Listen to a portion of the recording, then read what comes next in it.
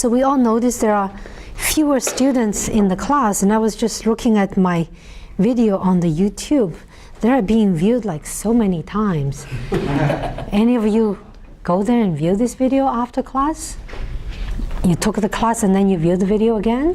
Well, one time I did after class, but there was one time also where I didn't come to class and then I watched the video. Okay, okay. Because some were watched like 300 times. You gave a good lecture. Maybe people from other schools. Yeah. I don't know who is watching all these videos. I mean, who are all these people keep clicking on it? Okay, so as long as they're being used, that's good. Tiffany's happy also. She helped me recording them. Yeah. Okay, so I got a couple of questions from students which I would like to talk about. What was that? Okay, there's a student emailed me asking how the bonus points for your homework will go into the computation of your final grade. Okay, so I just announced 2 more homework. One will be due this Friday, one will be due next Friday. So it seems like they're just 1 page and small homework, but don't underestimate. It's all programming. It will take time, especially this one of nonlinear shooting. You have to figure out how to squeeze in the secant together, combined with the shooting. Okay, so if you didn't attend the class, watch the video. I explain carefully how it can be built up, and then make sure you do that. So that will take time. Okay, so that's due this Friday, and next Friday will be homework on PDEs, all right? Elliptic equations and parabolic heat equations. Okay, so 12 homework problems. Okay, we got off track. So I will drop the lowest 2 grades of it. So your bonus points belong to a separate category. They'll never be dropped. Among your homework points, there's 20 maximum. 2 will be dropped, so I'll collect the best 10. I'll add them up, and then I will add those bonus points on top.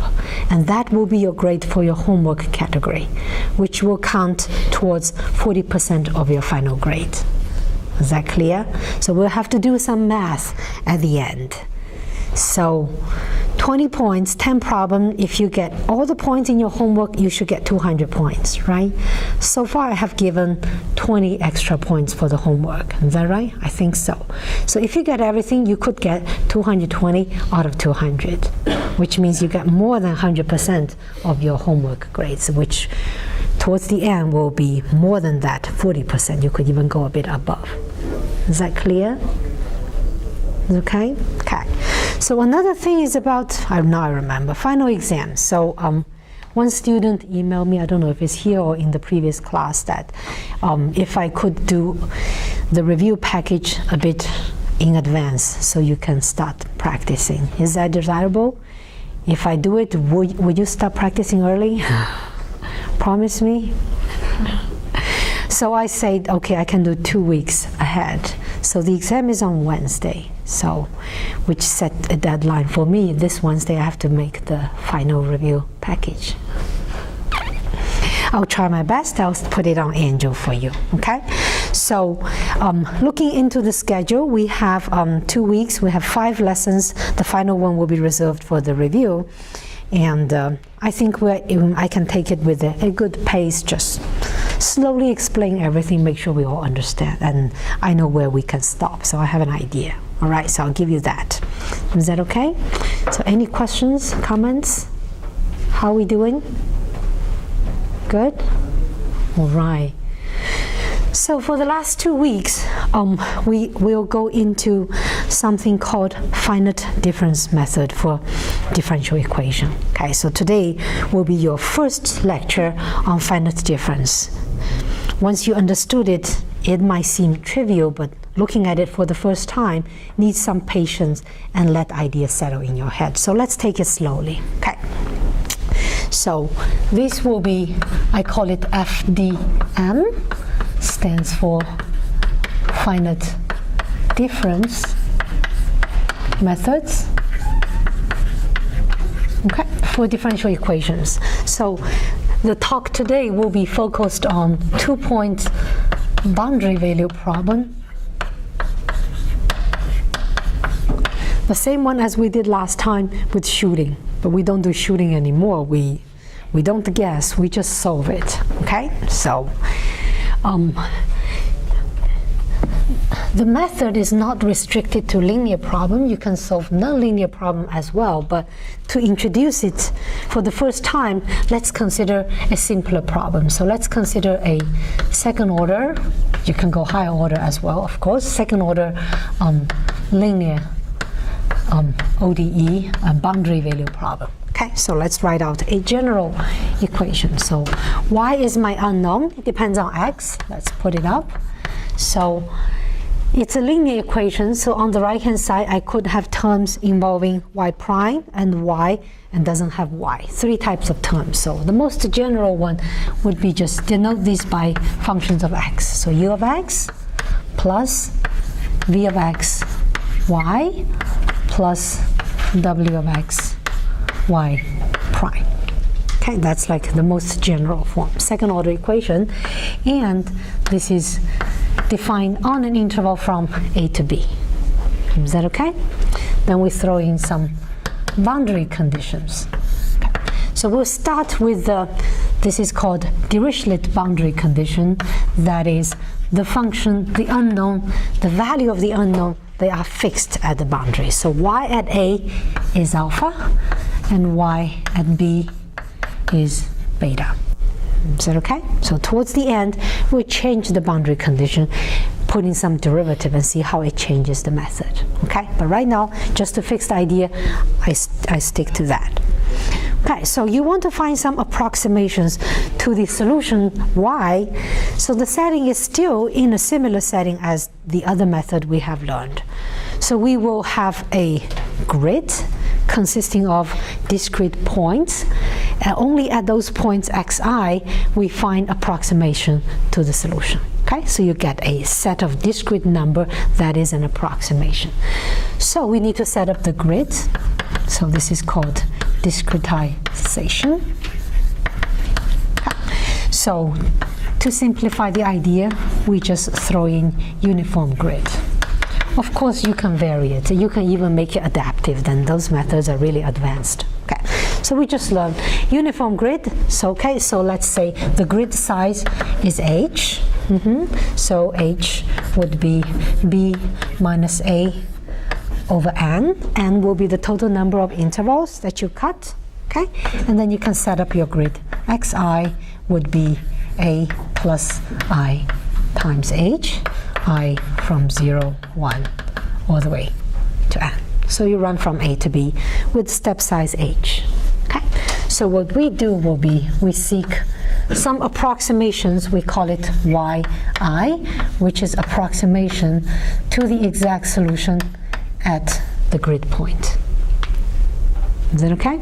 So we just need these numbers.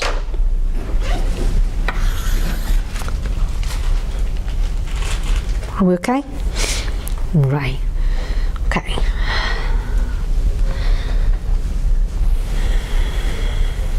Okay, so do we still remember finite difference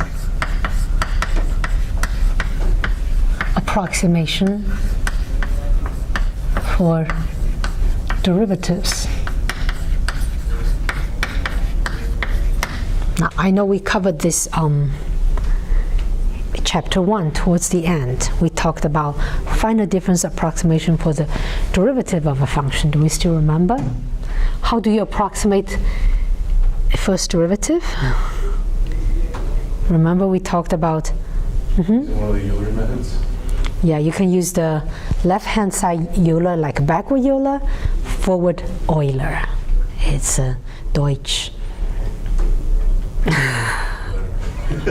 Euler.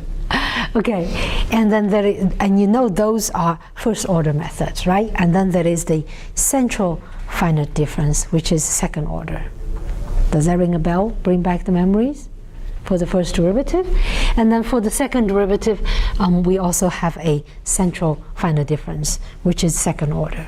Okay. So now you are staring at an equation which involves first derivative and second derivative, and you know you need to write it into some kind of a finite difference approximation, and you want your method to be kind of a high order, well, if possible. So you know for the second derivative, if you throw in those central finite difference, it gives you a second order approximation, right? And then here you have a choice to go for first order or second order. So if you have a second order one matches the order here, then you should choose that one. Then in the end, your total method will be second order. Is that clear? So we'll stick to the central finite difference. Okay, so I will write that out for you if you don't remember.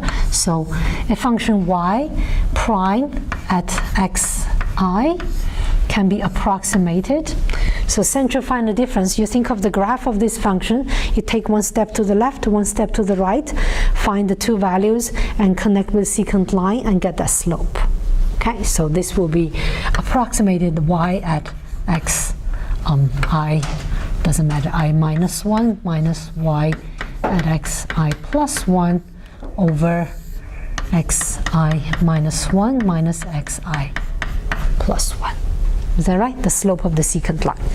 And then we know this is approximated by y at xi, that has a notation yi minus 1, and this will be yi plus 1. Oh, I should have reversed. And then from here to here, what do we have is negative 2h. May I put 2h and switch these two? I don't want to carry a negative sign. Is that okay? So that is the second order, we know. And then for the second derivative, we can do a similar thing. The second derivative, if you remember, this is, so I'm not going to write this step, I'll just use that notation. So y on the left minus 2 times y at I plus y on the right over h squared. Does that bring back some memories? We did something like that, and we throw in Taylor series and verify the local truncation error with second order, and so on. Is that okay? Okay, so what we will do now will be plug these into my differential equation, and think that equation holds at the point xi. Okay? So you see, I would have these things, u at xi, v at xi, w at xi. Those values will go into the final discretization. So let me introduce some notations first. So I will write ui to be the value of u at xi. Okay, the same thing for v. vi will be the v value at xi, and wi will be the w value at xi, because those are the only values that goes in the equation in the end. Okay, so let's plug in and write out. Okay, so the left hand side is the second derivative. I will plug this guy in, so just be patient and write it out. yi minus 1 negative 2yi yi plus 1 over h squared equals to u, now I have ui, plus v, now is vi, and y is yi, because I write the equation at xi. Okay? And then I have wi times y prime, and then I will use this final difference. Is that clear? So I have yi plus 1 minus yi minus 1 over 2h. Is that okay?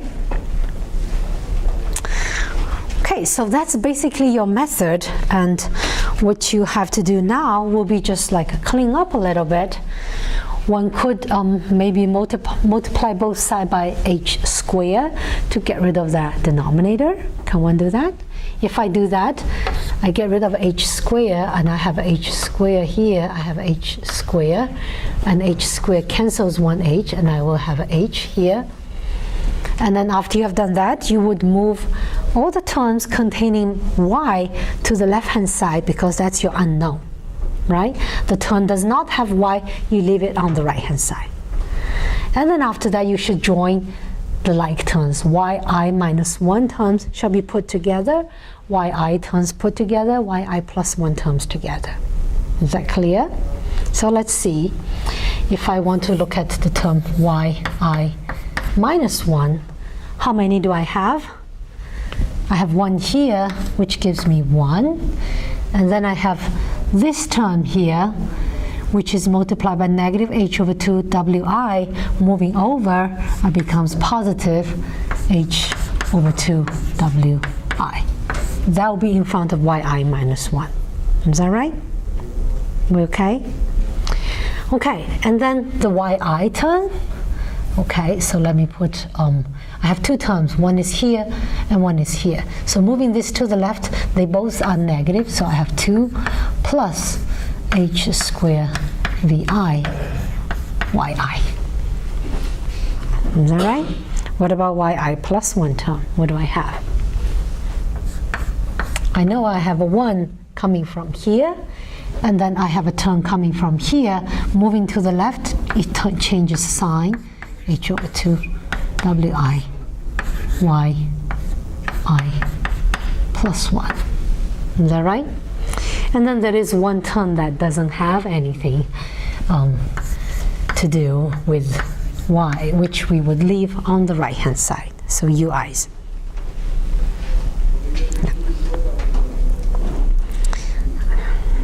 Is that okay? All right, so let's simplify a little bit notation. So let's call this guy ai, okay? And let's call this guy di, and let's call this guy ci, the coefficient. Okay, so this means I can write it out as ai times yi minus 1 plus di yi plus ci yi plus 1 equals to h squared ui. Okay, and just so it's a bit shorter. I don't have to write so many terms. Okay, okay. So you know that these equations hold for what kind of I? So for every equation I need the value on the left and I need the value on the right of this I. Can I start the I on the boundary, I equals to 0? No, then I need the x negative 1, which I don't have. Is that right? So I will have to go through all the inner points, starting from 1, 2, all the way to n minus 1. Is that right? So in the end, this gives me n minus 1 equations. Agree? Okay, so what are my unknowns? So let's see. What does the boundary conditions tell me about these y's? So I have two boundary conditions. Y at A is given. So what does it say to the y, the discrete value? A is the first point. Is that right? That is the y0 is exactly y at x0, which is A. Is that right? So y0 will be alpha. I know. And then also the last y, yn, would be y at B, which is beta. So you know the first y and you know the last y, and all those in between are your unknowns. Is it? So let's check. So what are your unknowns? Will be y1, y2, all the way to yn minus 1. So n minus 1 unknowns. Is that okay? You have n minus 1 equations, so they match the degree of freedom. So in principle, you can solve it if it's well posed. Okay. So we want to view this also in a more elegant way always, because you see, all these now becomes equations for my unknown, and it's my unknown times a number that goes into each equation. So these are all linear equations. In the end, it's a system of linear equations, and we always want to write it in matrix vector form, right? To give to MATLAB to solve. MATLAB deals with matrix. Okay, so there are two equations that are a little bit special here. That is, the first equation, I equals to 1, is a little bit special. So let's look at that. If I equals to 1, let me write out this iteration, not iteration, this equation for I equals to 1. I will get A1 y0 plus d1 y1 plus c1 y2 equals to h square u1. Is that right? So it looks like I have 3 terms on the left-hand side, but how many unknowns actually appear in this equation?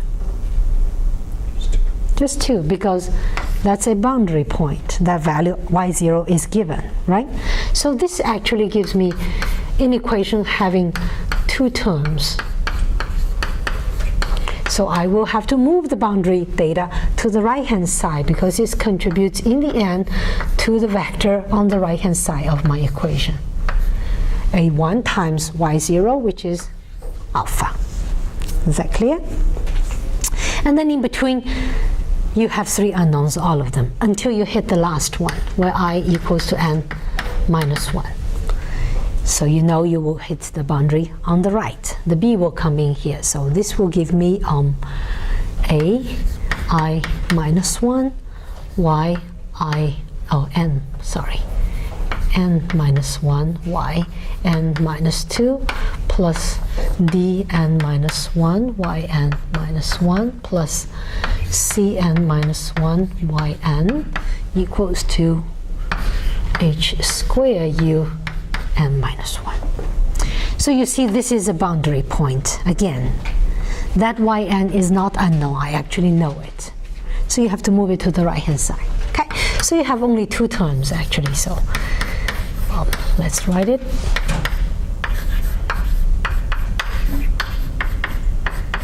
H square u n minus 1 minus this guy here, c n minus 1 times yn is beta. That's what we set. Is that right? Are we okay? So first equation a little bit different, last one a little bit different. All the equation in between having 3 terms on the left with 3 unknowns. Okay? So now we will write it in matrix vector form. Okay, so I will write it as A matrix times a unknown vector y and equals to a load vector b on the right hand side.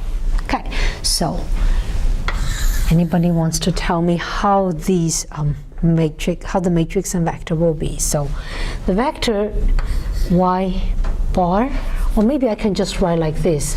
I'll put this matrix here, and I put the unknown vector here, and I put the right-hand side vector here. Is that okay? Let's fill in.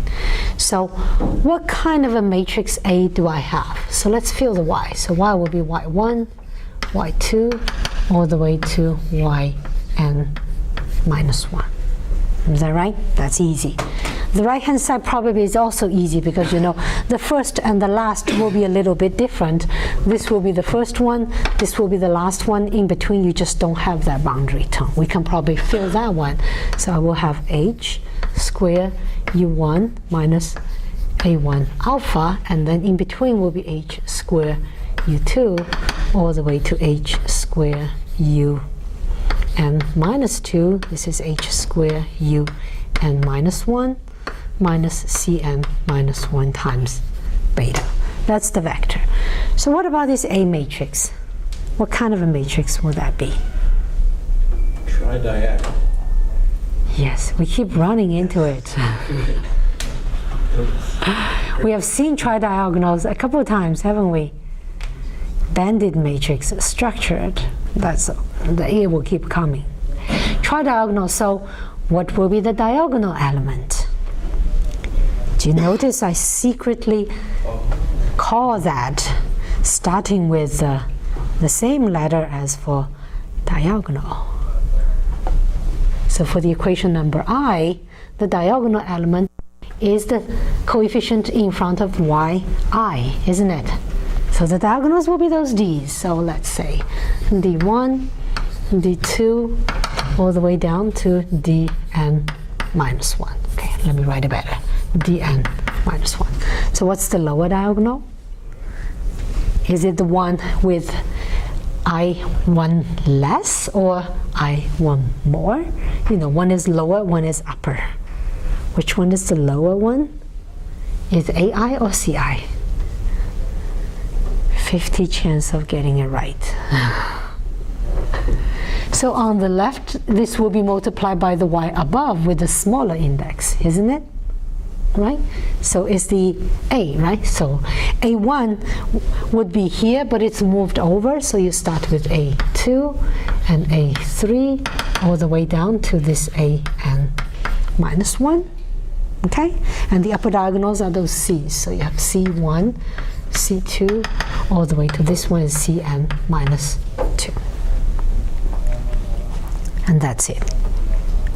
So a tridiagonal. So if I don't write, which means all the elements are 0. Okay? We're not touching them. You can put all zeros there, but you can just write like that. Okay, so tridiagonal system. If the system is nice, you can easily solve it with Gaussian elimination. If you want the code for that, you actually have it. When we had natural cubic spline, it was given because we needed to solve it. So I give it in a sample code. You can dig that out if you need it, right? So you can solve that with Gaussian elimination, or you can throw in any of these iterative methods that we have learned, Jacobi, Gauss, Seidel, and SOR. Okay, they would all work under some assumptions. So can be solved by whatever your choice. Gaussian elimination, for example, if it works, it will be very efficient, or iterative solvers.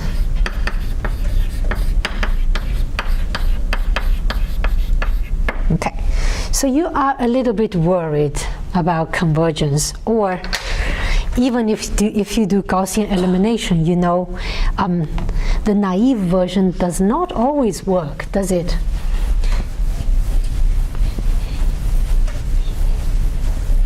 Sometimes you have to do pivoting. Though we did not talk about it, we are aware of some difficulties with the naive Gaussian elimination or the Jacobi iteration. Does it converge?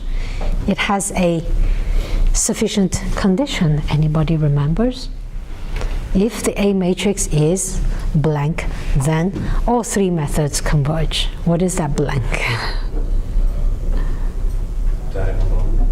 Yes. Second hit. So we would want the A matrix to be diagonal dominant. If it is diagonal dominant, then Gaussian elimination without pivoting for sure works, very efficient. Any of the iterative method works, converges for any initial guess. Okay, so it's very important to have that. So let's check this property, diagonal dominant property of A. Is it always satisfied, or is it satisfied under certain conditions? Okay, so if we want this to be diagonal dominant, then we want this this DI to be big.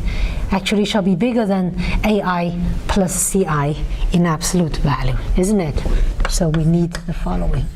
We need DI to be bigger than equal to strictly AI plus CI.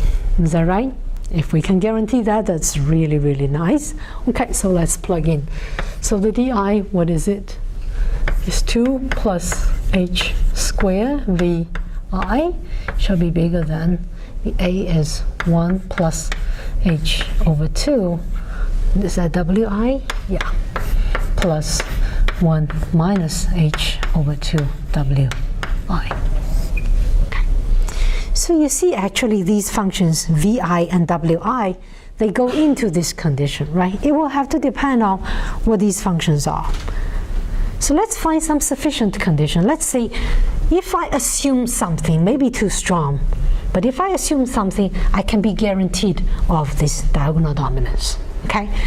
Let's see, I can assume a few things. Absolute value signs are a little bit annoying to work with unless you assume the thing under has a fixed sign.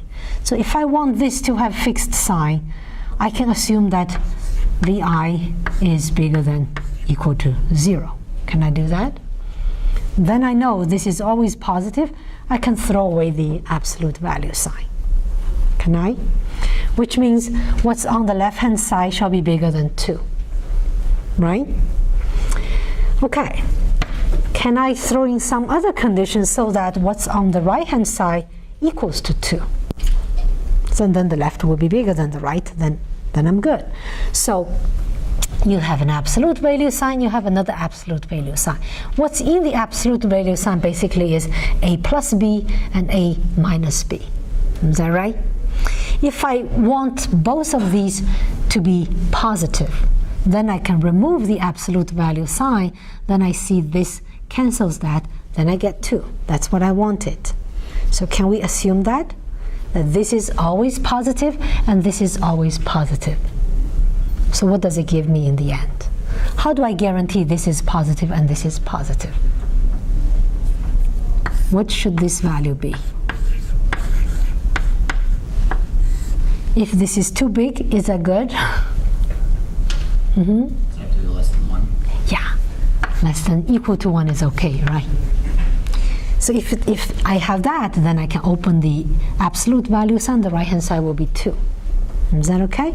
So what does that actually say? That says h has to be small, actually, isn't it? So this means h needs to be less than equal to 2 over absolute value of wi, isn't it? So I can make a choice. I can choose now my h to be 2 over, it has to be small, so I will take the maximum value of w of x, okay, for x between a and b. Can I do that? Then I'm guaranteed. So if I put these two assumptions, then I am guaranteed that A, the matrix here, will be diagonal dominant, which is very nice to have, okay?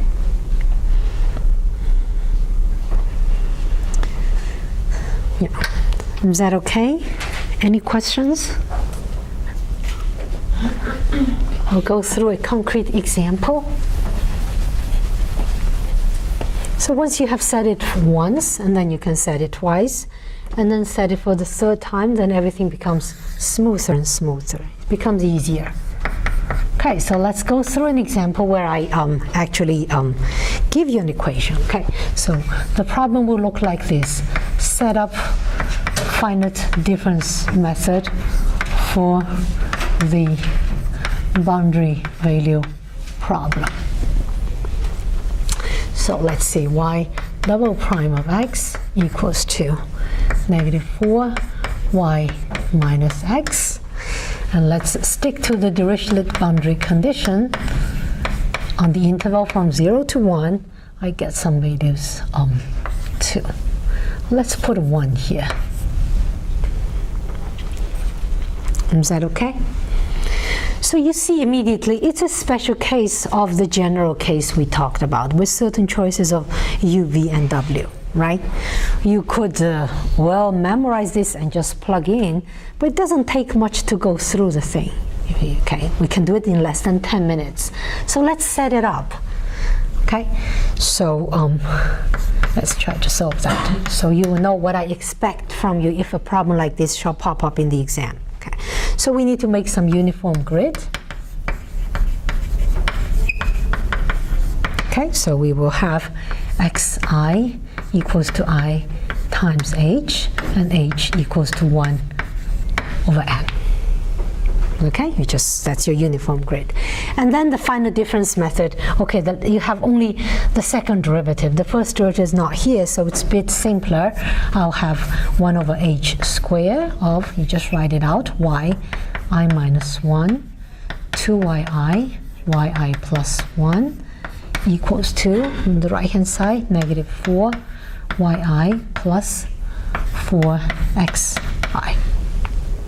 All right, xi is just ih. You might plug it in, you might not. It doesn't matter.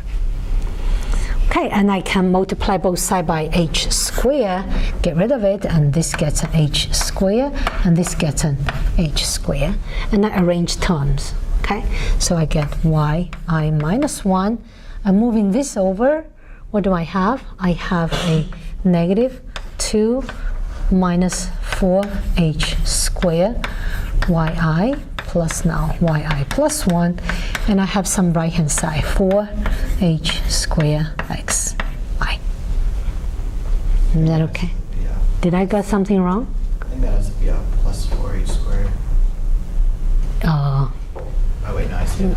Negative, because this comes over, become positive, and there's an extra negative. Yeah, I know it's annoying. Negative signs. I wish that only positive signs. Okay, and then you have to put in the boundary condition. So y0 here equals to 1, and yn, the last one, equals to 2. Is that right? And this equation holds for I from 1, 2, all the way to n minus 1. Okay, so I would want you also to set up the matrix vector form, meaning you have to treat the first and the last equation specially. So I equals to 1, you might want to write it out, and I equals to n minus 1, you might want to write it out because you know they're different. Is that okay? So I equals to 1, you know this becomes y0, which is not my unknown. I will have to move it to the right hand side. Okay, so this will give me negative 2 minus 4h squared. I is 1, so y1 plus y2 equals to 4h squared x1 minus, I will have this y0 moved to the right hand side, right? Which is 1, so minus 1, and that's y0, the boundary condition. Is that okay? Okay, so I equals to n minus 1. The last equation is also special. I will have y n minus 2 minus 2 minus 4h squared yn minus 1, and then I would have plus yn here, which will be 2, so I would just move the 2 to the right hand side. Is that okay? So this gives me 4h squared x n minus 1 minus 2. So these two numbers are boundary conditions. Is it okay? Okay, so let's set up matrix vector form. Okay, so you can just give me a matrix like this times a vector equals to a vector, if you just fill it in. Okay, so you know this is a tridiagonal matrix, so what will be the diagonal element? Well, you know that's the one in front of yi in the i's equation. Is that right? So this gives me actually negative 2 plus 4h squared, negative 2 plus 4h squared, all the way down, negative 2 plus 4h squared, right? So what's the lower diagonal? It's 1, isn't it? And the upper diagonal is 1, so just fill in the 1. So 1, 1, all the way down, 1, and 1, 1, all the way down, 1. Okay, and then you fill in your y. This is y1, this is y2, and this is yn minus 1. And you fill in the right-hand side, which normally would be 4h squared of xi, so x1, 4h squared x2, all the way to 4h squared xn minus 1. You might want to write 4h squared xn minus 2, but you know the first and the last is a little bit special. You have to take the boundary condition with you. So minus 1 here, minus 2 here. Less than 10 minutes, right? Can you do this if I give it in the exam? 10 minutes? I might put it farther than that, right? I might write a different number. I might write 3y plus 4x. Can you do it? Is that okay? Okay, with some practice, of course, not right now. Any questions? Do I still have time? Wow. One last thing. What about I change the boundary condition? Boundary condition, if I change it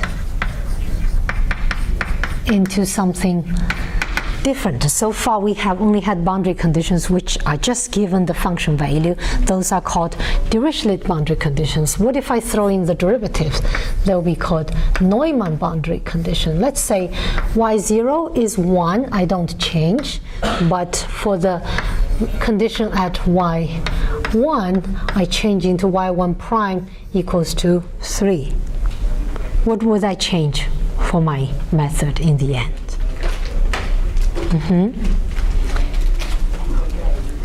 So it changes a sequence of things. So first of all, we know that now yn is unknown because the value is not given anymore. Is that right? So your number of unknown increased by 1. Is that right? So this is also unknown, then your unknowns would be from y1, y2, all the way to yn. These are all unknowns. The number equals to n. So does it change my discretization here? Does it change this here? Which means I can basically still write out n minus 1 equations, right? Those n minus 1 equations will still be true, but I have n unknowns, so I need one more equation. Where will I get it? What I did not use. That condition, is that right? So how do I incorporate this condition in? So that boundary condition, y prime of 1 equals to 3, you have to discretize it. It's given at the boundary, so you can say that this is y at n, that's 1, minus, I don't know anything on the right, I have to go to the left, and n minus 1, right? Divided by h. That's an approximation to the derivative. It's Euler. Is that right? So you can say that one equals to 3. Is that okay? So this would give me an equation of the following form. Let me just finish this. It will take 1 more minute. So this says negative yn minus 1 plus yn equals to 3 times h. Okay, so how will my final system look like? Will it still be tridiagonal? So the final form. So I know my number of my unknown is increased. So let's say this is the A matrix. That's my unknown, and I will have a vector right-hand side. So my unknown will run from y1, y2, all the way to yn minus 1, and I have one more. Yn is also unknown. Is that right? And the right-hand side, well, the first n minus 1 will be the same, except for yn minus 1, I don't have a special form. This still takes the general form. So I will have 4hx1 minus 1, 4h squared x2, all the way to 4h squared xn minus 1. I don't have minus 2 here because I don't have that boundary condition. Okay, so what about the last equation? What's the right-hand side? Well, it's 3h, isn't it? That's what I will put in, 3h. What about the A matrix? This tridiagonal system here will be plugged into the n minus 1 times n minus 1 upper part of it. Okay, so let's plug in. So I get negative 2 plus 4h squared, negative 2 plus 4h squared, all the way down to the second last equation, that's negative 2 plus 4h squared. Okay, the last equation has to be treated separately. Okay, and then I have 1, 1, all the way down to 1. I have 1, 1, all the way down to 1 here. Now the last equation, what does it contribute in the A matrix? The diagonal element will be 1. The lower diagonal will be negative 1. So you will have negative 1 and 1. you can give it to MATLAB to solve. It's still tridiagonal, it's still diagonal dominant because 1 is bigger than -1 in absolute value, bigger than equal to. Is that okay? If I change, again, the boundary condition, moving the derivative to here, can you handle? Think about it as a homework. Is that okay? All right. Okay. All right.